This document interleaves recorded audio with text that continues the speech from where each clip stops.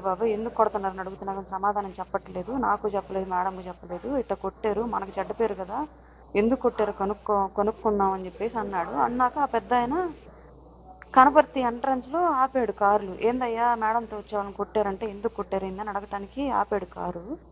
ముందు కారులో ఉన్న వాళ్ళు కాదు కొట్టింది, ఆ కారులో ఉన్న వాళ్ళని ఆయనకి తెలియక ఆ కారులో ఉన్న వాళ్ళని అడుగుతుంటే వాళ్ళు మేం కాదు, కొట్టిన వాళ్ళు వేరే, మమ్మల్ని అడుగుతున్నారు ఏంటని చెప్పేసి మాట్లాడుతూ ఉన్నారు.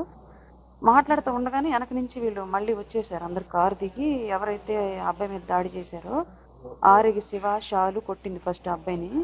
వాళ్ళిద్దరూ పిల్లి రాజేషు, ముత్యాల కళ్యాణం, చిట్టెం ప్రసాద్, చనపతి రాంబాబు వీళ్ళంతా వచ్చారు. ఒక్కసారిగా వచ్చి వాళ్ళ మీదకి చేసుకున్నారు. ఏంటి మమ్మల్ని ఆపి అడుగుతున్నారు, కొడతాం మీకెందుకు అని చెప్పేసి వాళ్ళ మీద దాడి చేశారు. వాళ్ళ మీద జరుగుతుంది ఇట్లా గొడవ జరుగుతుంది.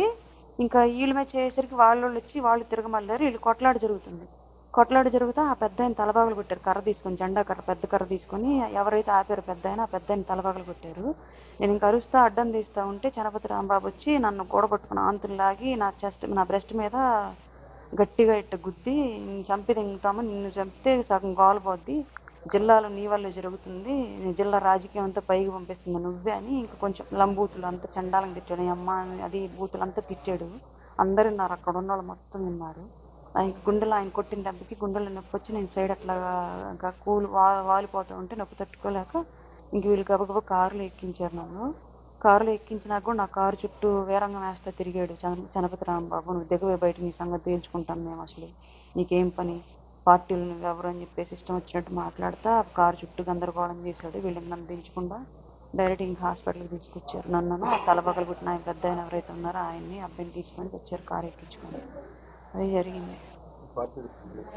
చెప్పానండి పార్టీ అధిష్టానానికి, హరిప్రసాద్ గారు, మీడియా హెడ్ హరిప్రసాద్ గారికి చెప్పాను. అలాగే conflict management committee Ajay Kumar గారికి చెప్పాను. ఇద్దరు కళ్యాణ్ గారి దృష్టిలో పెట్టాము, రేపు మాట్లాడతాం ఈ విషయం గురించి, మీరు లీగల్గా వెళ్ళండి, మేమే చేసుకోవడం తప్పు, మీకు న్యాయం జరిగేలాగా మేము చూస్తామని చెప్పారు.